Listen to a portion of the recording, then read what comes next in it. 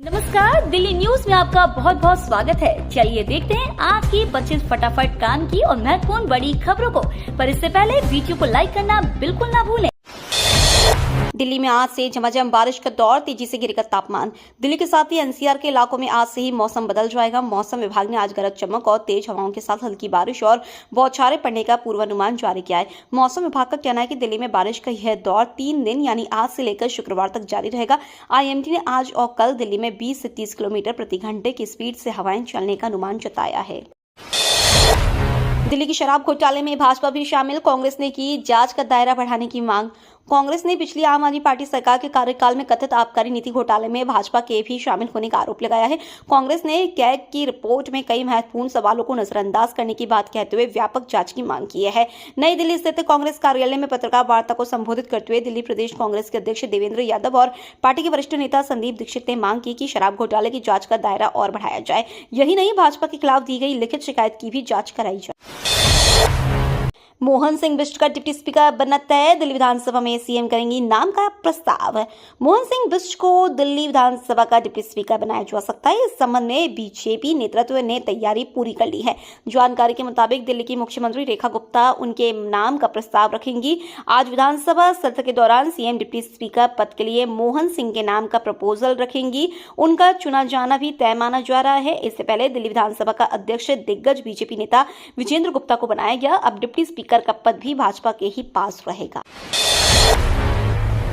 महाशिवरात्रि के अवसर पर गौरी शंकर मंदिर पहुंची दिल्ली की सीएम रेखा गुप्ता। मुख्यमंत्री रेखा गुप्ता ने महाशिवरात्रि के अवसर पर चांदनी चौक स्थित गौरी शंकर मंदिर में पूजा अर्चना की। उनके साथ भाजपा सांसद प्रवीण खंडेलवाल भी मौजूद रहे। वहीं मंत्री आशीष सूद ने महाशिवरात्रि के अवसर पर पहाड़गंज के झंडेवालान मंदिर में पूजा अर्चना की। दिल्ली विधानसभा में पेश कैग रिपोर्ट का आतिशी ने किया बचाव। दिल्ली विधानसभा में बीजेपी की रेखा गुप्ता सरकार ने कैग रिपोर्ट पेश किया और पहले दिन शराब नीति से संबंधित गड़बड़ी वाली रिपोर्ट जारी की गई। इसमें करोड़ों रुपए के नुकसान की बात बताई गई है। पूर्व सीएम आतिशी ने कहा कि दिल्ली विधानसभा में पेश की गई सीएजी की रिपोर्ट में असल में पुरानी शराब नीति को खत्म करने के पूर्व आप सरकार के फैसले की सराहना की गई है। उन्होंने कहा कि आम आदमी पार्टी को दोषी ठहराने वाले लोग सिर्फ बीजेपी मुख्यालय से आए निर्देश पढ़ रहे हैं। महाशिवरात्रि के साथ ही खत्म हुआ महाकुंभ, 66 करोड़ श्रद्धालुओं ने किया स्नान।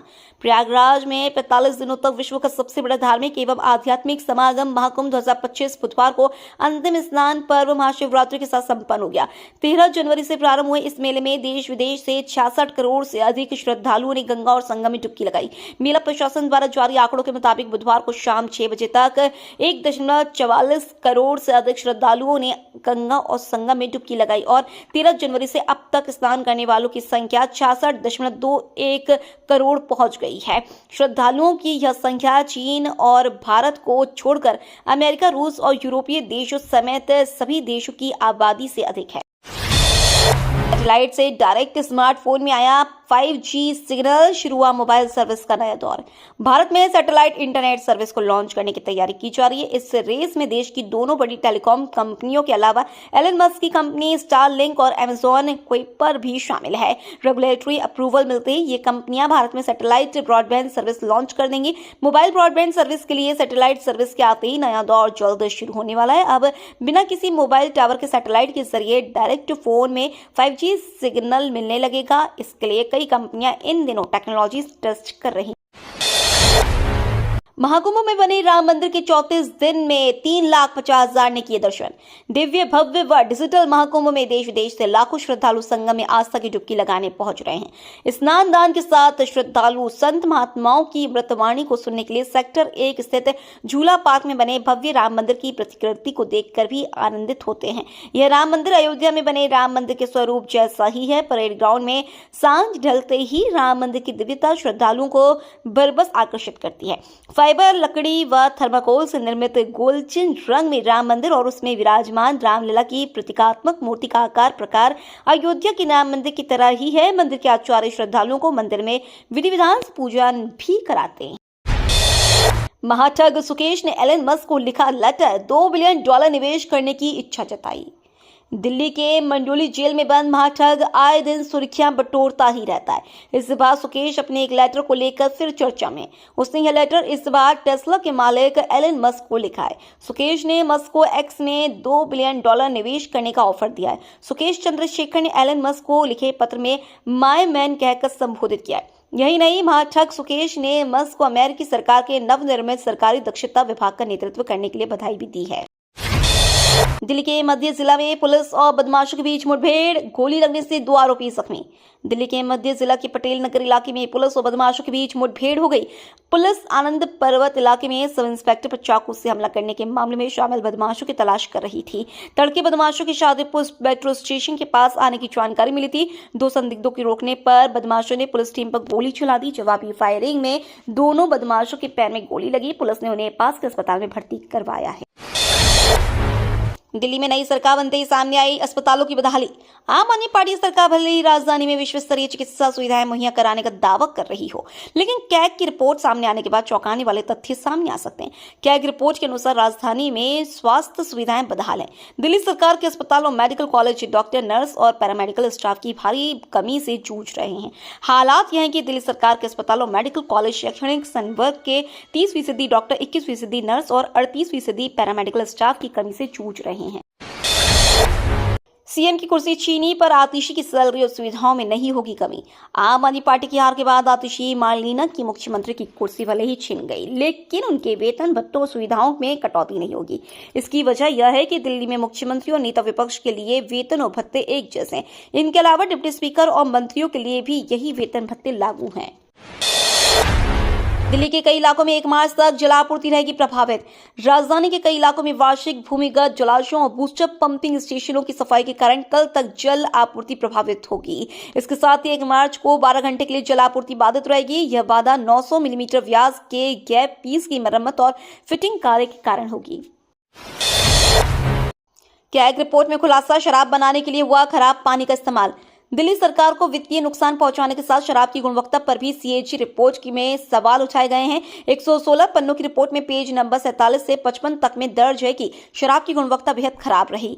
बगैर सही जांच और सर्टिफिकेट दिए ही दिल्ली में शराब की बिक्री की गई। शराब की गुणवत्ता की जांच रिपोर्ट में लाइसेंस लेने के दौरान BIS मानकों का पालन नहीं किया गया। वहीं आबकारी विभाग ने सही तरह से सत्यापन नहीं किया और दिल्ली में आपूर्ति की गई शराब की गुणवत्ता चिंता उत्पन्न करता है।